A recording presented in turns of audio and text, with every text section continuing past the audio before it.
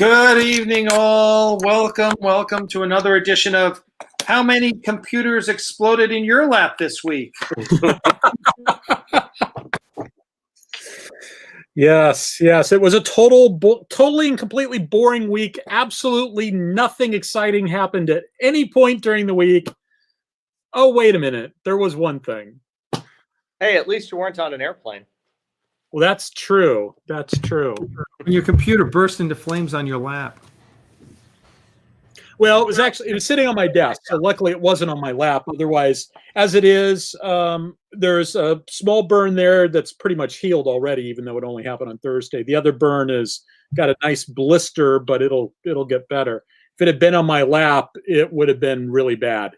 Oh, because I would have dumped it onto the floor and then it would have been on the carpet. Yikes. Yeah. Good evening, Michael. We are kicking us off in style. Thank you, sir. We appreciate that greatly. Thank you. We greatly appreciate that. It's just and I'll just give a quick update to anyone who is following at home. We had a big fundraiser for Bailey, the puppy who has had parvo, and he has come through with flying colors. We're happy to say he's been released from the vet and going to I guess he's got a new home. And then Todd Carmel, one of our regulars, sent me an email. He wanted to adopt him, but he was already spoken for. So it looks like Todd's going to adopt another dog. So more dogs to the Axanar family from. So we're very excited about that. So there's a little update for you guys, and thank you, Michael Weir, for the super chat kicking us off right now. We appreciate that greatly. So what hotel room are you in, Pat? Where are you? I'm at a Hilton Garden Inn in Indianapolis right now. Oh, those are good hotels. Yeah. It's no problem at all. So it's been, but their internet has been problematic. So if I cut out, I'll working on backups here. But the last couple hours, suddenly I can't get on the internet. So. Oh, okay. That sucks. So, Gosh, I mean, remember 20 years ago when one, they charged you for internet, and two, it was problematic. Yeah. I used to carry around a little portable, thing that I'd plug into a phone line and stuff so I could use it when I was traveling. So and anytime you wanted to get onto the internet, you had to kill a robot because its screams powered your connection. Exactly. Nowadays it is to quote Ryan from Pitch Meeting, super easy, barely an inconvenience. I love Pitch Meeting. Isn't it the best? It is the best thing on the internet. It is. And I saw a great interview with him. I mean, he's the nicest guy on planet Earth. What's that? He's the nicest guy on planet Earth. He is. He's so cool. As a matter of fact, I tried to get in touch with him. I was like, dude, you need to do an Axanar pitch meeting because that would be awesome. I was like, I'll pay you to do an Axanar pitch meeting. So he is comedy gold. If you are out there, matter of fact, let's see. Maybe Lissa can find the link. But if you look up pitch meeting on YouTube, it is just the freaking funniest thing in the world. He basically plays two roles: a screenwriter pitching an idea, and also the studio exec listening to this idea. And so he plays them both. He shoots everything. He writes it all himself, shoots it all himself. It's freaking brilliant, and it just kind of shows off the supreme idiocy of what we are all. Oh, there, yeah. Lord of the Rings movie for me? Yes, sir, I do. And in this one, Sauron's finally going to die. Oh, he is? Yeah, Wormtongue is going to stab him, and he's going to fall off a tower and die. Wow, that's going to be great in the extended cut. What? Yeah, if anybody wants to watch a longer version of the movie, that'll be great to have in there for sure. But he's like one of the main bad guys, right? Oh, okay, you're saying it would be like really satisfying. Some might even say necessary to see the end of one of the main antagonists of the trilogy. Yeah, right, exactly. Right. Well, they could see it in the extended cut. Okay. So what else happens in the movie? Oh, well, Sam and Gollum, they don't like each other, and Gollum is trying to drive. All right, I want to play too much lest we get a copyright strike. But you gotta go. I mean, he's done like over 100 of them for everything, and they are, special? No, I don't think I have. The 100 special was he did a pitch meeting about a show called Pitch Meeting. Oh yeah. No, I did see that. Yes, I did see that. He's freaking brilliant. The guy is great, and everyone, and it's kind of like the more absurd the movie, like the more the movie stretches it, the more absurd it sounds when he does it. Like the Matrix when he does it. It's just like, wow, who the hell would buy this movie? And he points out every flaw in the movie. He does some other stuff too, like shorter little skits, and they follow the same format of him playing all the characters, but they aren't pitch meetings per se. He did one on "We Live in the Dumbest Timeline." It's based on the idea that it's a game show involving kidnapping versions of himself from various timelines, and they put him on a game show. Oh my God. And so like they kidnap his version from our timeline, and there's two other contestants that are also versions of him from other timelines, and the MC is from his timeline, and they're asking him questions about like, well, why is he wearing a mask? Oh, I don't know, maybe it's a fashion statement. It's really good. Yeah, so anyway, everyone check out Pitch Meeting, and make sure you subscribe to follow his channel, because it's worth the chuckles. So this session of Starfleet Tactical is going to be a little bit about Q&A. We're going to have a little Q&A. Have you been gathering questions up there, Chris? Well, no, I'm hoping that they're going to start coming in. I sent a little note out in the last show saying, please send us your questions. So guys, please send us your questions. And while you guys are thinking of questions for Pat and I, I'll tell you the story of my Thursday morning. Oh, okay. Is this Exploding Computer Thursday morning? Yes, this was Exploding Computer Thursday morning. So I'm sitting at this desk like I am now. I'm on a conference call like I am now with my coworkers. So I've got my personal computers directly in front of me. And then right here is my screen that I have attached to my work laptop. And I've got a bigger screen here and a smaller screen here. And the work laptop is literally like right here. And one of my coworkers says something, and that reminds me, oh, yeah, I need to send him an email about that. So I sit down, I start typing the email, and then I hear this hissing noise. And then I see some sparks shooting out of like the gap between the buttons where the mouse buttons are. It's got a trackpad and then mouse buttons and then a keyboard. And then black smoke comes pouring. Oh, my God. I mean, and this is the darkest smoke you can imagine. This smoke is so dark that if it were a movie, they'd say, oh, no, we're going to CGI that. I mean, it's like ink just coming out, and it's hissing, and it's getting louder, and it's like, oh, this is interesting. This is really interesting. Wow. Yeah. So now all of this takes place over I've spent more time telling this story than all of that took. And so I'm thinking like, I'm going to go get the fire extinguisher. And then I hold off on that because I don't know if you've ever used a fire extinguisher, but if you ever use a fire extinguisher, it coats the entire room in fire extinguisher stuff. Just like a 1 second little squirt and everything is coated. And it's like, yeah, no, I'm gonna wait a few seconds, and by that point, it's not dumping out as much smoke, and then it just stops smoking. So then I go, is it done, or is this just it's done with round one and it's just catching its breath, getting ready to do something really extroverted? And so I go, I better move this. Well, the first thing I do is I pull my card out, my ID card, and I'll show you a picture of that in a second. So I pull my ID card out, and it's trashed. And then I go, I better move this out onto the balcony. And so I unplug all the cables from the right-hand side, and then it's almost as if the decision-making process was, what part of the computer do I think was probably the hottest? That's the part I should grab.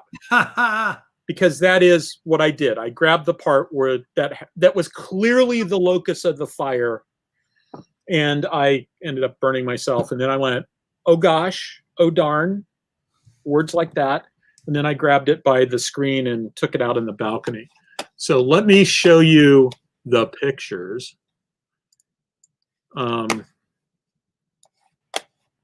Let me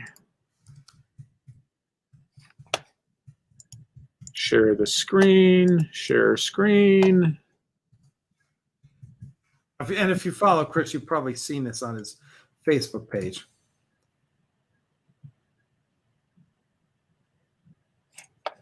So look at that badge. That big gap right there, that was a chip for the chip reader.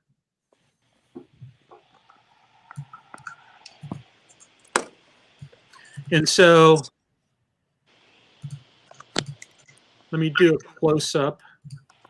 Okay, why didn't it go? Page down, there we go. Okay, so on the laptop, oh, it's cutting off the top. The top of the screen is the top of the laptop, right? The bottom is the bottom, but we're looking down where it's flipped on its lid, and the bottom is off. So the left side of the picture is actually the right side of the laptop. And so the fire was basically, as near as we can tell, and a friend of mine who's a computer technician looked at it. He said, yeah, that's what it looks like, because when the battery goes, because the fire has a tendency to shoot out one end of the battery. So he thinks the fire basically shot out of the battery direct and blowtorched the chip reader. So yeah, that was kind of exciting for about 30 seconds. Hey, Alec, I can't hear you. Oh, I have a Mac, so that'll never happen. Macs don't explode. Yeah, I've never had a problem with my Mac. This was a HP This Elite is from the lowest bidder, like most things. Right, exactly. That's it. It's a government issue computer. It also still runs on hamsters. Yeah. You have to have the remote hamster wheel, the cord going out to the remote hamster It was wheel. actually a nice little computer, and I'm going to go get they're going to give me a new computer, but they have to give me a new ID card first, because I can't use the computer. The ID slots in. It's a chip reader, right? Wow. I can't do anything with the computer until I get the new ID card. So I'm scheduled to get the new ID card on Thursday. I checked every pass and ID office within a 100-mile radius. And the earliest I could get in was like Wednesday afternoon, and that would have involved a 67-mile or 63 miles one-way drive. Or I could drive 4 miles on Thursday. So I'm driving 4 miles on Thursday. Oh, man. Well, you take the cake for the adventurous week. Yeah, and I'm on a conference call. I had the camera turned off, but all of a sudden I start cussing, and they're going, "What's going on?" It's like, my computer's on fire. What do you mean your computer? I mean, my computer's on fire. So you're like on a Zoom meeting? Yeah, it was Microsoft Teams, but yeah, we were having our weekly staff meeting. So like the most exciting thing that was happening on a Zoom meeting this week. Probably the most exciting Zoom meeting this week in the. Yeah, probably. So, well, congratulations. We'll send you your prize. Courage under fire. Yeah. Oh man. Jeez. See, your computer's a loser. So hey, I'm just also while we're here and before we get to Q&As, I want to mention that if you are a Patreon donor, meaning you're supporting Aries Studios and these regular podcasts, we are giving away a free coffee mug to everyone who is a donor in our Patreon campaign. So, which is a great reason why you should be a donor to our Patreon campaign. Go to patreon.com/Aries Studios, and Lissa will pop that up. But here, just to give you a little preview. So basically, all donors get one of those 2 mugs. All you got to do is pay $6.50 shipping and handling. It costs like $5.50 to ship these things. So that plus the box plus PayPal fee. So it charges $6.50 for shipping, and we send you a mug for free. So that's for anyone who's a Patreon in our Patreon campaign. So please, there's a matter of fact, if you go to perks. You go to the category perks Patreon, and you just click on that, and then just in the notes section, you tell me which one you want, the Ares Studio or the USS Ares mug, whichever one you want, and we ship it off to you. And I've got about, I don't know, we've got about 35 people already have sent us their $5-6 or whatever. So there you go. There's a little freebie for all of you guys for being such loyal fans. I'm going to try and come up with something every month or 2 where you get something for free for being a Patreon donor. So I never got the coffee cups, but I did get the pen holders. Well, good. All right, good. So you can use them for multiple things. I don't do coffee, but I do pens. Yeah, they also hold caffeine. And these are not to be confused with the metal coffee tumblers.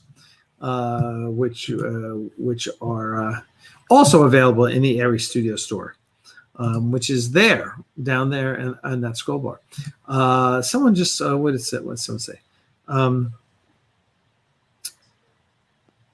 Logic's Fine says, "Are we asking real science questions or Star Trek sci-fi questions?" It's no, we don't deal in real science. We deal in fake science.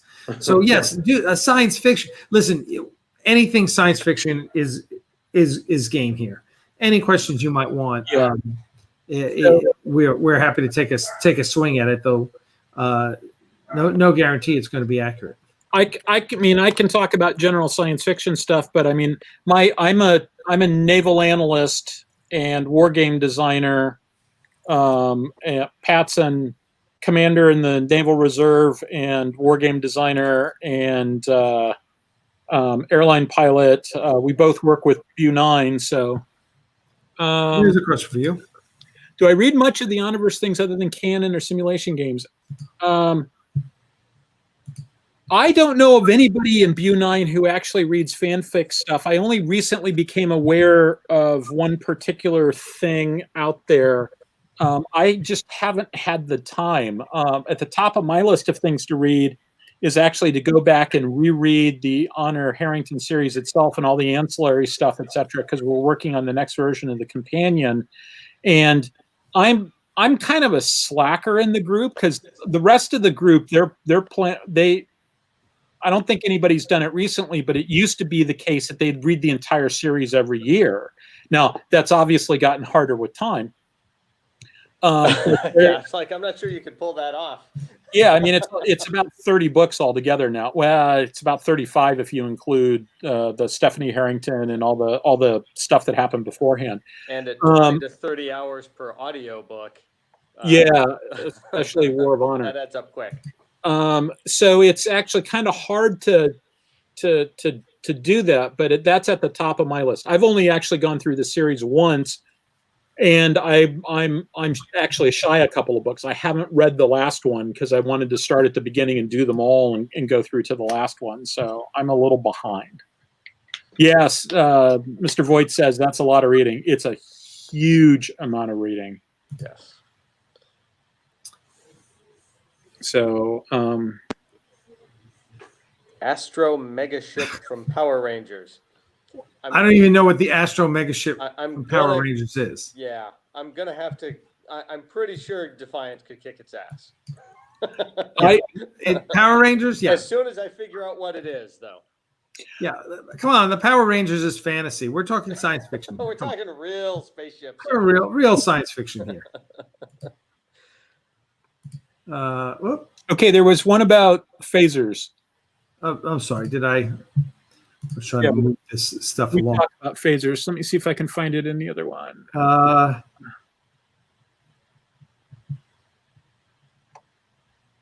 There was a question about. Also, there's a question about Honorverse game. So there's a. Ken Burnside did an Honor Harrington game called Saganami Island Tactical Simulator that is a version of his board game called Attack Vector Tactical.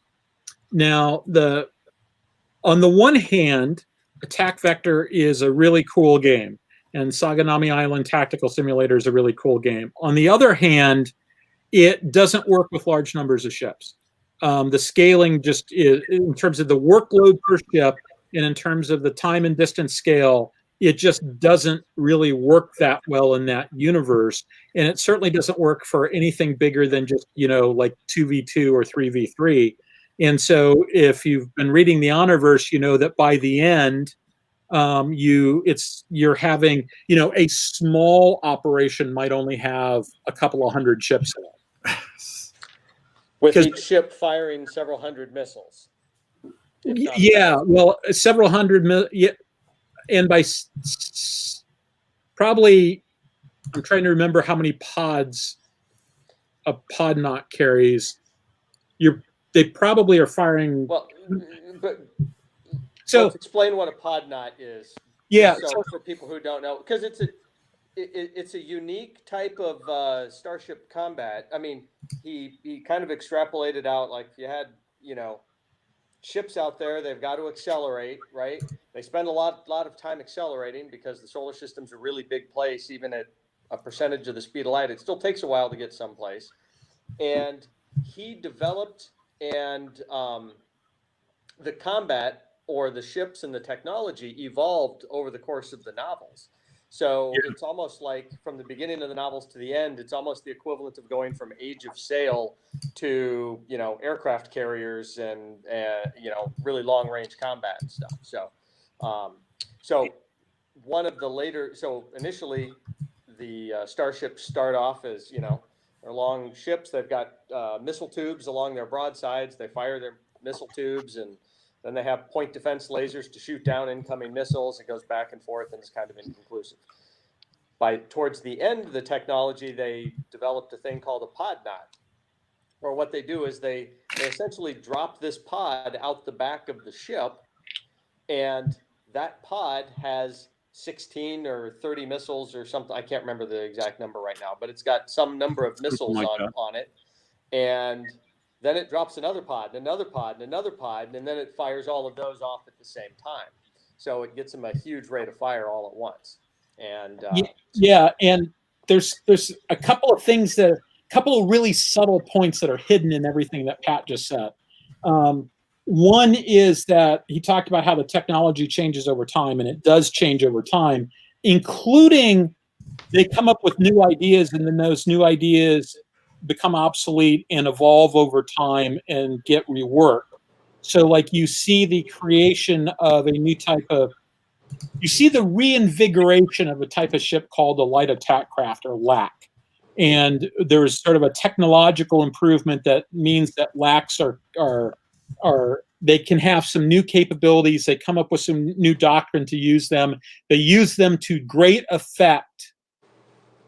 5 novels later, they don't use them that way anymore, because the doctrine has sort of moved on, and the enemy has developed a counter, et cetera, et cetera. In a lot of ways, it's like the U-boat war in World War II, where they're constantly evolving tactical doctrine. They're constantly coming up with new gizmos that help them out in that particular part of the fight, and they're doing a lot of that stuff in kind of close to real time. And so you then see the LACs continue to evolve for the rest of the book. Chris, tell them what a LAC stands for. I did. I said light attack craft. Okay, I'm sorry. I did. All right. And so light attack craft, don't think fighter, because a light attack craft is like the size of an Arleigh Burke class destroyer in the United States Navy. It's like 20,000 tons. An Arleigh Burke is like 7,000 tons. But in terms of like the physical dimensions, it's about the size of a Arleigh Burke, and it's got a crew of 20 and nuclear powered, et cetera. They use them to great effect.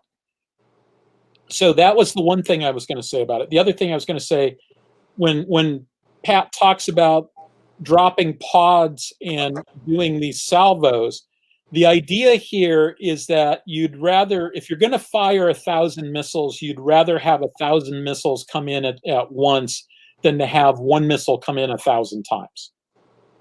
Because you create a much more complicated point defense problem if they're all coming in together. And it wasn't the case that nobody understood that and all of a sudden they figured it out. That's one of the things that drives me nuts about science fiction, when you've got like some character who improvises something that they should have figured out when they were developing it way back when, because it's an obvious use of the thing. But in this case, what they did is what changed wasn't the fact that somebody had a clever idea. What changed was the technology that let them do something that was obviously the thing that you would want to do if you had the technology to do it. So the problem before was that you couldn't control that number of missiles. And as a result, it would be sort of they'd interfere with each other, they'd run into each other, etc. There were other issues associated with trying to do a shot like that. But they were able to solve that problem. And so once they were able to solve that and they were able to develop missiles with a lot longer range, it basically gave them options they didn't have before. And it highlights one of the things that the pros understand, which is that tactics are heavily based on technology. They always have been. Tactical development is about technology. It's not just technology, but the technology matters. Strategy, not so much. Strategy is kind of timeless. But what you can do to make this to implement the strategy is more the realm of tactics, and that does change with technology.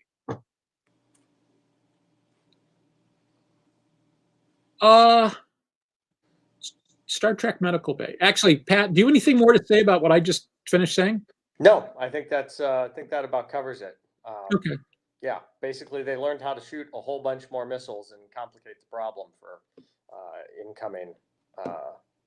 When they make their attack, if you can swamp their defenses, then they just go boom. Yeah, and one of the things about working with David Weber is that there is yet to be a situation where David has come up with something, and when I've gone to say, "Hey, have you thought about X?" It's almost always the case that, yeah, in fact, he had that in mind, and he's got chambered and ready to fire the explanation as to why what I came up with doesn't actually, why he's already taken that into account. The only time where the conversation hasn't gone like that has been when I've been introducing a new topic to him. A topic that, if it's a topic that he's thought about, he's generally got a pretty good handle on it already. He's really good. So this question about the Star Trek Medical Bay, parts of it, yes, because parts of it we can already do. There's stuff that we can't do. Like, for instance, a lot of those Star Trek sensors, we've got really good sensors now, but there's still some things that we have to be invasive about, right? Like when all the different stuff that you do with a blood test, right? In Star Trek, they can do blood tests by waving a salt shaker over you.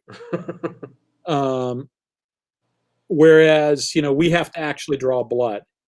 And so I don't see that changing very quickly, but I do see the possibility that they draw a vial of blood and put it into a machine right there in front of you and hit a button, and 10 minutes later it spits out the report, rather than having to go off to a lab and they do all sorts of lab stuff on it.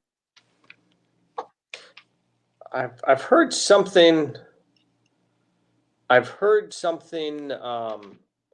about, somebody said someone's trying to come up with some sort of tricorder-like device, but I'm going to confess I don't know much about know enough about to comment on it yet. So How do you feel about the current run of Funny Trek series, Lower Decks, and the Orville, and so on?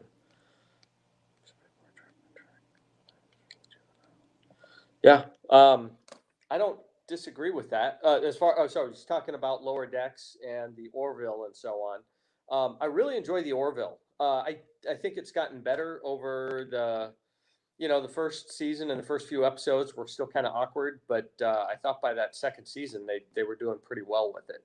And they had some good, interesting original stories. So I really enjoyed it. I confess I've only watched 1.5 episodes of Lower Decks. So I did like kind of like what you said. I mean, some of it's a little bit more Trek than Trek. I enjoyed, there was some attention to detail on some stuff. Having the characters, I mean, you kind of expect, a group of ensigns to make some mistakes and be a little goofy and stuff like that sometimes. But I think they go a little overboard with the incompetent characters. That's just my opinion, though. But I've only seen the first 1.5, so maybe it'll get better with some time for me. I haven't seen Lower Decks and probably won't. As far as the Orville goes, everything I've seen that I've liked, and I've been of the opinion for a while that I think the episodes that hold together the best from the original series are the episodes where they were sort of doing light comedy. Like my favorite episode of the original series is A Piece of the Action, because I think they're at their best when they're doing stuff where the more serious they get, the more they run into logic problems. The example I always use is that, Sulu's freezing to death down on the planet. There's 2 Captain Kirks running loose on the ship. They can't beam them back up, so they're going to die. And so, first of all, you'd think that at some point somebody would have said, okay, we can't beam them down power supply stuff, like heaters, because they don't work. How about blankets and tents? Maybe duplicating the blankets and tents would be useful. How about we send them firewood? You okay, Zoe? There's all sorts of things that they could have beamed down that would have been useful. The other thing is I just have this image of them sitting in eating lunch like a week later, and somebody goes, shuttlecraft. We could have used a shuttlecraft. And I know there was a crosswind over the campsite. They couldn't have made it. And I know the reason why they didn't do shuttlecraft, and that's because it was early in the show and they hadn't built the set yet, and et cetera, et cetera, et cetera. And they decided to just not mention it in the hopes that nobody would notice. Okay, yeah, I noticed. I noticed when I was 8 years old, right? And so stuff like that always drove me crazy. A Piece of the Action, I'm not thinking about it that way. And I've also always said that, and this drives our friend Andy Presby crazy when I say this. Yeah, Pat knows what I'm going to say. My favorite Star Trek movie, without any reservation, is Galaxy Quest. And I'm totally serious. Well, or Yesterday's Enterprise twice, right? Or Yesterday's Enterprise twice. Now, Next Gen. By the time Next Gen rolled around, they had their act. Well, by the time the 3rd season of Next Gen rolled around, they had their act together.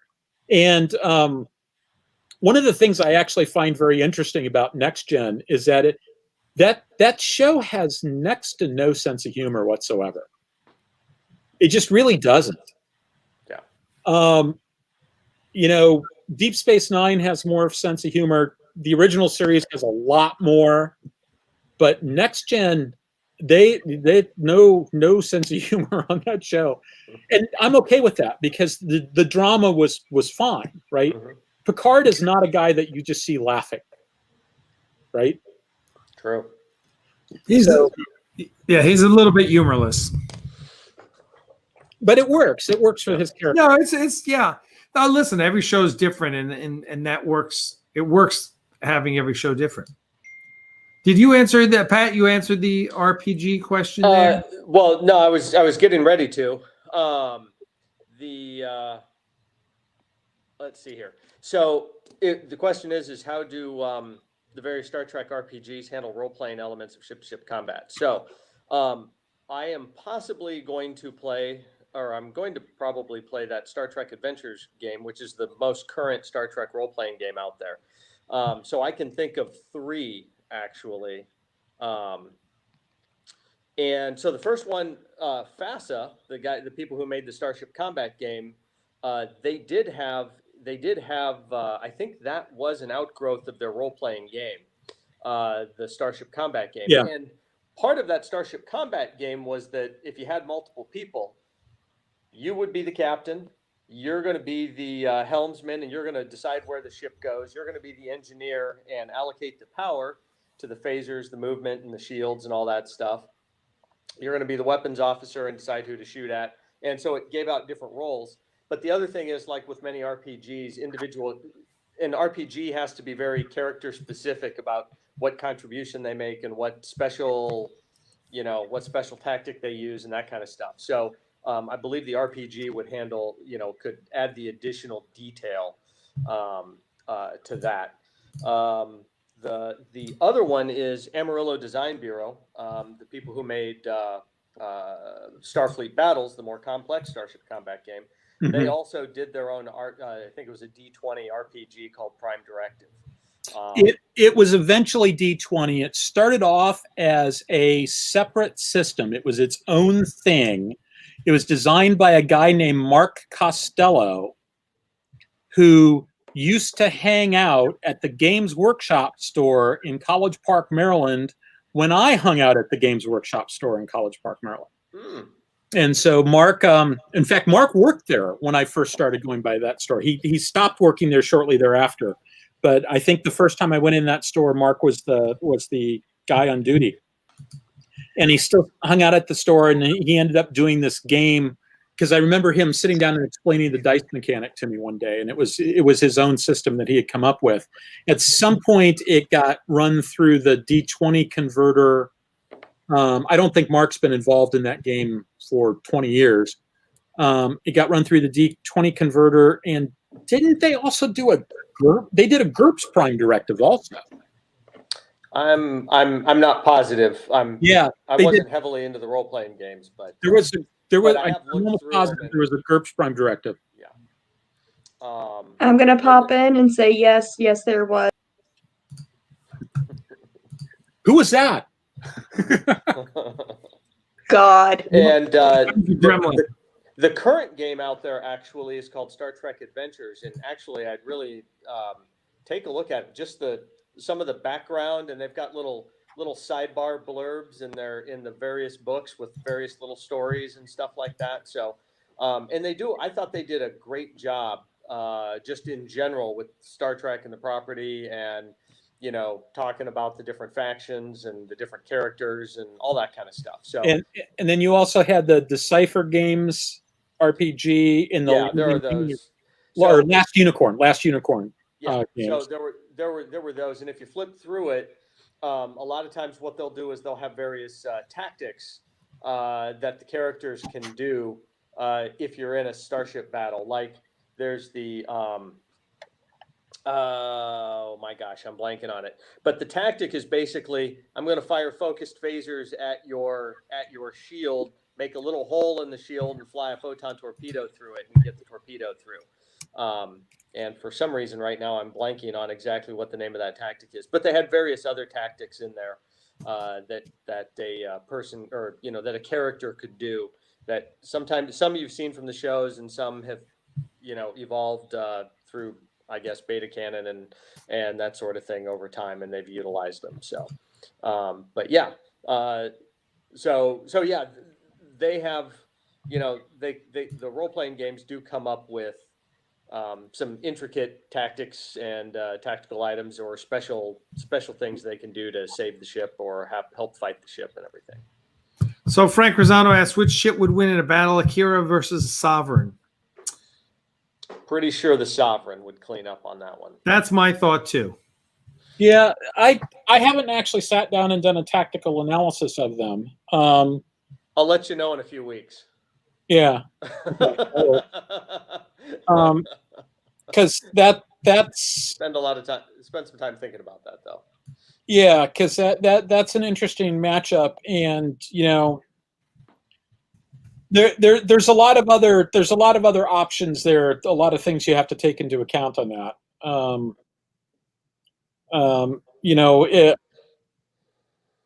I would take John Boyd in an F4 Phantom over a newbie in an F-15 any day. Yep. John Boyd is a famous Air Force pilot who was utterly and completely revered by the Marine Corps because no prophet is a prophet in his own land. And he was known as 32nd Boyd because he had a standing bet that he could start from a disadvantaged position and get on the enemy's tail in 30 seconds. And like, he never paid off on that bet because he could always get on the other guy's tail in 30 seconds. And he's kind of the modern Sun Tzu. Yeah, he's like, if you've ever heard of the OODA loop, observe, orient, decide, and act. The OODA loop and the idea of situational awareness is the most important thing in air combat. All of that comes directly out of John Boyd and the sort of stuff that he did. And he was just brilliant. And so my point in all of that is that it really matters who's running the show. It's also going to matter what the geography looks like and what the missions involved are, right? One way that you can really constrain a ship is to give them something else that they have to do while defeating the enemy. Like if you have to defend the orbital colony or something like that, then that constrains your maneuver. And in some cases, it can really fatally constrain your maneuver. Like if some ships are designed to just sort of sit there and slug it out. Other ships are designed to be always in motion. And if you take one of those always in motion ships and force them into a situation where they have to sit still and slug it out, it's not going to be good for them. Yeah, it might be a tough fight. The Sovereign's a newer ship, but the Akira, it has photon torpedo tubes all over the place, like 14 or 15 of them. So the question is how many torpedoes can you fire from each tube? And in theory, it also carries probably a squadron of fighters and stuff. It's also a carrier. Yeah. So it depends on how effective those are against Sovereign. The Sovereign would have newer shields. I think it's the better than the Type 10 phasers. It's got the next level up beyond what the Galaxy class ships had. And of course, it's got quantum torpedoes, but the Akira also has at least one quantum torpedo tube, I believe. So that's all, of course, based on unofficial stuff. But yeah. My big problem with Starfleet ships is that we can talk about all this technology and how it advances and this and that, and then they just come up against some random alien power, and they're totally overwhelmed. And it's like, wait a second. You've got 1,000 worlds, most brilliant minds building your ships. Yet there's this one planet over here and they have a ship that can blow you guys out of the sky. I mean, it was one of those writer's conceits I just hated. Mm-hmm. Okay, another question. Stephen Ross, I just saw a compilation of TNG incidents in the cargo bay. When did Starfleet dispense with OSHA guidelines? I guess the question is, did they ever follow them? Yeah. Probably left it up to the computer, so whenever the computer malfunctions, it all goes to hell.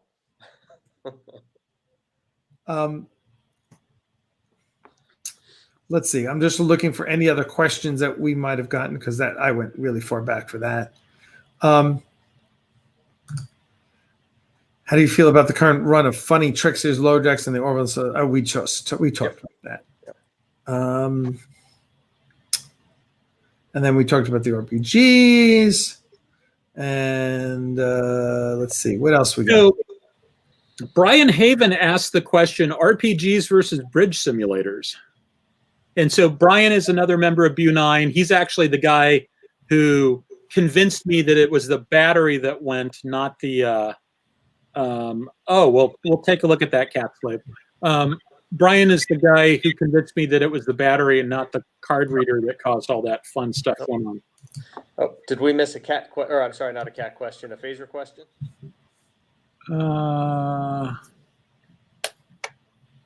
It's got to be one in there somewhere.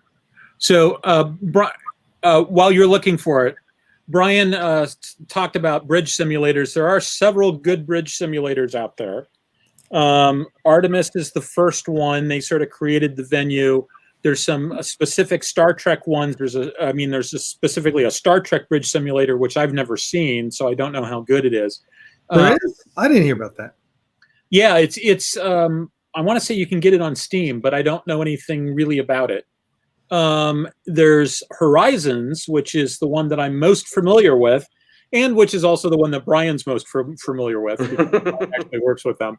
But Horizons has the advantage that it's totally programmable. So like if you want to, you can use basically the same core software and do Honor Harrington or do Star Trek. You just change the bits, change the graphics, and one way it's all missiles and the next way it's phasers, etc. It's very customizable. It was intended to be that way.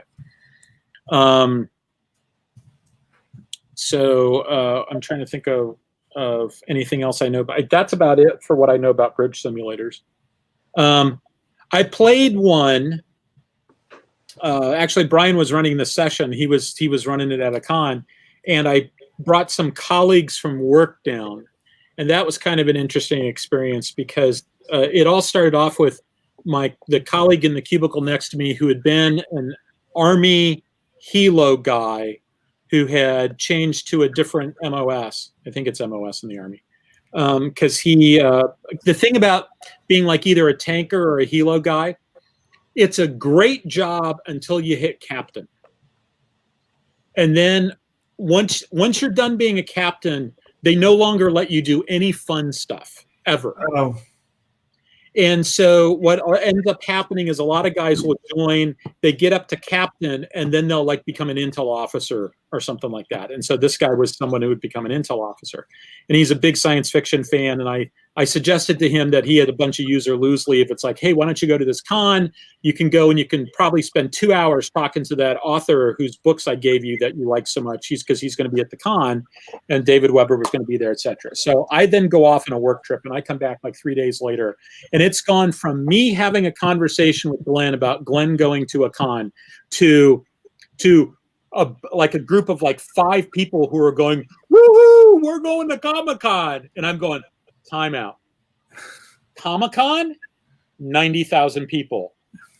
HonorCon, 300 people. Yeah. Yeah. So they ended up, only 3 people ended up going. And we all ended up playing Horizons Bridge Simulator. And so Glenn, as the former helicopter pilot, wanted to be the pilot. Stork, as the former EP3 pilot, wanted to be the pilot. I'm drawing a blank on his name. I can't believe I can't think of his name. It's been a long week. My computer caught on fire. Maybe you heard about it. One of my other colleagues ended up being the weapons guy all the time, and then whichever one wasn't being pilot ended up being the engineer. And I just said, I'll just do comms because you guys are way into this more than I am. But it was a lot of fun. It took a while to sort of suck me in, but it eventually sucked me in. So, there's something I played with Pat. What's that? Have we played? I think there was. Yeah, I think we played in Minneapolis. There was a Minneapolis con. Oh yeah. 4 or 5 years ago. So yeah.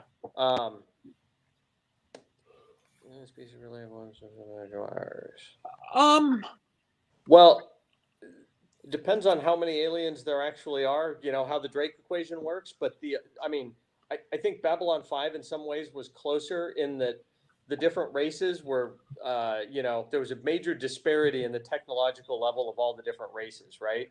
There's the Vorlons that nobody could touch. There's the Narns, the Minbari, which if you were one of the younger races, you would just get slaughtered by the Minbari. And then, so there was some significant disparity in the tech levels. And to me, I thought that was a little more realistic.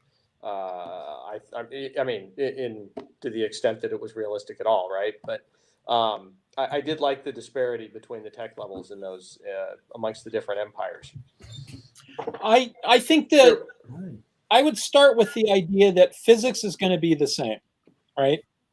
And so a lot of races are probably going to come up with the idea of like, hey, we could use coherent photons and and apply energy to something, and that could cause bad things to happen to the thing we're applying the energy to.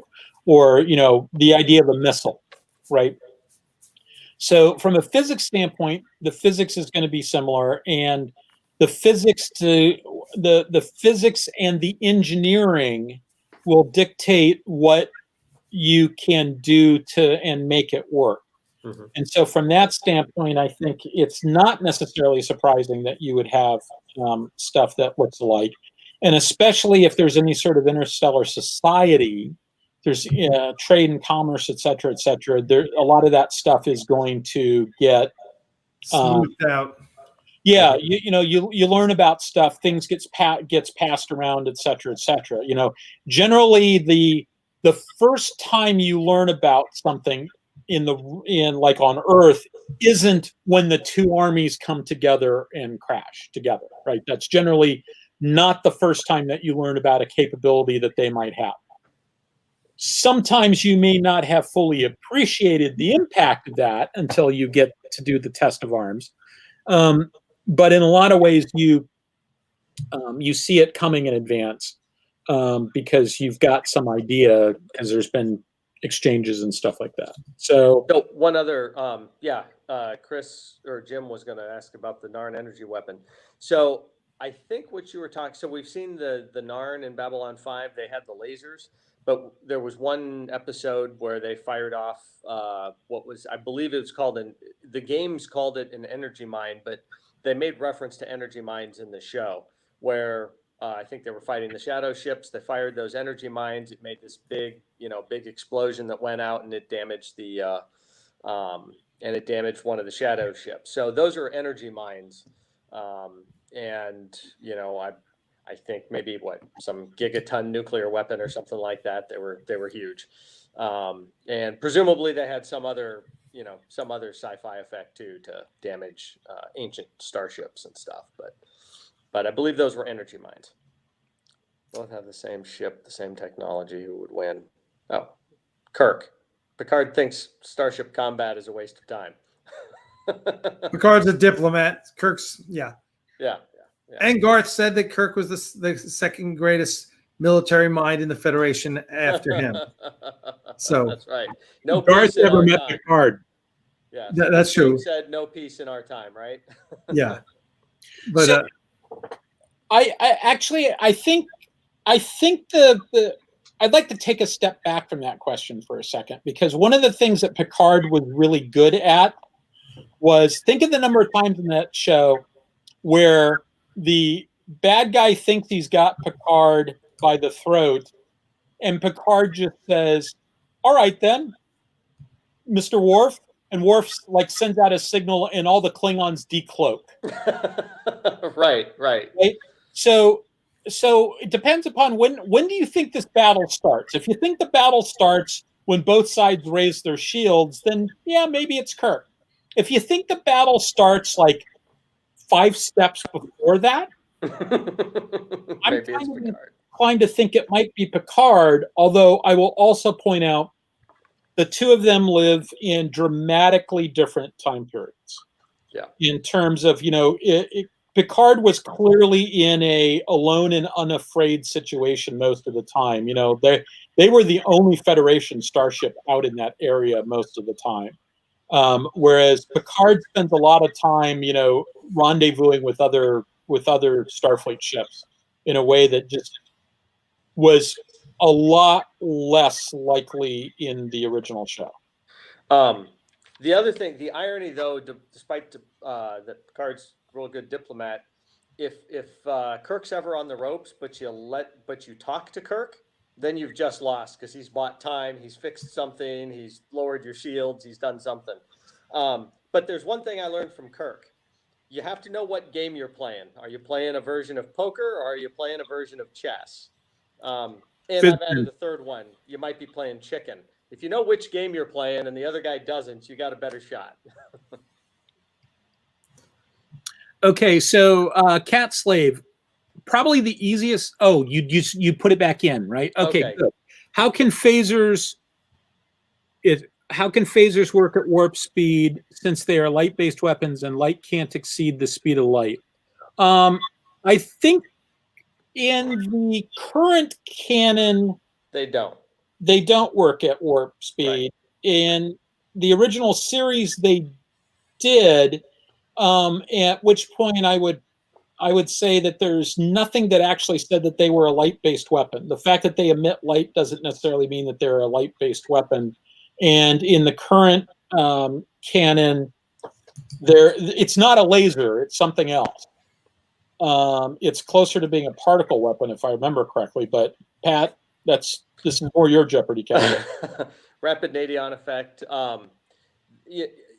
Most of the technology in Star Trek has some form of subspace component to it and stuff too. So, so they don't really work at warp speed. The idea is that's what they use the photon torpedoes for. If you're at warp speed chasing somebody, you lob photon torpedoes at them. That's based on the current next generation tech manual and stuff like that. Right. Otherwise, phasers are generally going to be used at sublight speeds. And, the tech manual shows they've got an effective range of around 300,000 kilometers, which is the time it takes light to travel in 1 second. So I still see them as light-based weapons, based on that. In Starfleet battles, so they're not always 100% consistent about that, though. The tech manual says one thing. Sometimes the shows do something. Yeah, if I remember correctly, the Borg is clearly firing something that looks like a phaser at the Enterprise as it desperately tries to get away. Sure.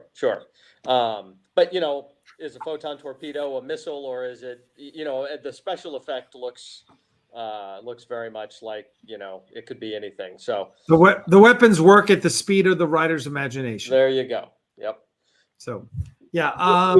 Actually leads to an interesting conversation that I always end up having with Andy Presby, because Andy always says, I can retcon that, right?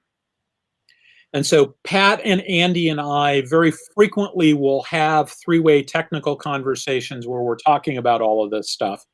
And we have three really kind of different approaches to that. Andy really tries to make everything fit if we can, without leading to results that are too stupid. I'm much more inclined to say, how about we just focus on the parts that aren't caused by the writers trying to do stuff for that particular episode, and sort of look at the things that's most consistent over the greatest amount of stuff, including things like the tech manual. I'm much more willing to just sort of say, yeah, the show was wrong. And yeah, I mean, it's just a documentary based on actual future events, right? Sometimes Hollywood gets it wrong. Yeah, I'm inclined to think, it wouldn't be if you did a show done today about the U.S. Navy is no more correct and no more wrong than the show that they did about Starfleet. Mm-hmm. Right? Yeah. So yeah, and probably the same with cop shows and medical shows and all that kind of stuff. They're probably not always technically accurate. So, Starfleet vessels are so advanced, why have only one type of photon torpedo? I'm not sure that there is just one type of torpedo. They do have lots of different probes that they can fire, launch out of the torpedo bay. But they do have, and presumably the torpedoes have evolved from Kirk's time, actually from the photonic torpedo and Enterprise all the way up to the quantum torpedo. I'm sure that things like guidance and propulsion, more efficient warheads, all that kind of stuff has evolved over time. I think it's the Mark VI torpedo that we see, that's most prominent on the case. So pretty sure there's been a 5, 1, 2, 3, and 4, and probably a 7 and an 8 down the road. So, and they have multiple settings too. So, yes. I mean, they can do multiple things with them. They don't, we would have a tendency to switch over to a different weapon if you wanted it to do something different. But they reconfigure a weapon. Yeah. As far as the unguided bit, they're not unguided. They are guided to some degree or another. At least they are in the TNG time period. They weren't back then. But I think they've always been guided to some degree. I mean, but if you can fire it directly at somebody and hit them, that's great too. Yeah. They've been guided to some degree, but that doesn't mean that they're an automatic hit. Right. Right. I think one of the things Thomas here is talking about also is they never talk, and again this gets back to the writers, but they never talk about, you say armor, like the analog would be armor piercing versus a high explosive round, or Stabat against versus a canister round, or something like that. You never hear those kind of differentiations in photon torpedoes. You might hear like, proximity, fuse versus, right, something like that. But and I think that's just, writers don't even think about that shit, right? Unless it serves the story. Right. So, all right, guys. Unless there's anything else here, I think we're going to call it a night. And we'll be back next week, same night, Saturday night, 10 o'clock. Hopefully no one's computer explodes this week. One per year, I think, is enough. Good luck getting your computer, your ID card, and everything replaced there, Chris. Thank you. So my plan, for what it's worth, I've been trying to do this all the time, is to go back through the live chat. It's doing the stupid thing where it's cutting it off again. I thought I had figured out a way to make it not cut it off, but I am wrong on that.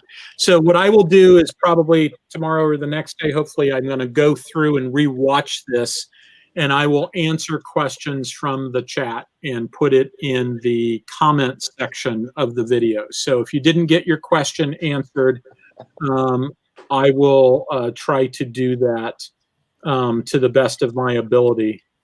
Maybe, actually, I think I do have most of it. Ooh. Oh no, I do have it all. So that'll make it easier. All right. Cool. Take care, everybody. Thank you, everyone. As always, live long and prosper. And if you want to join the Patreon campaign, which is always a good idea, make sure you go to patreon.com/Aries Studios, or check out ariesstudios.net for cool swag. Please, the more Patreon donors we have, the better it is for the studio. We're still operate at a deficit every month.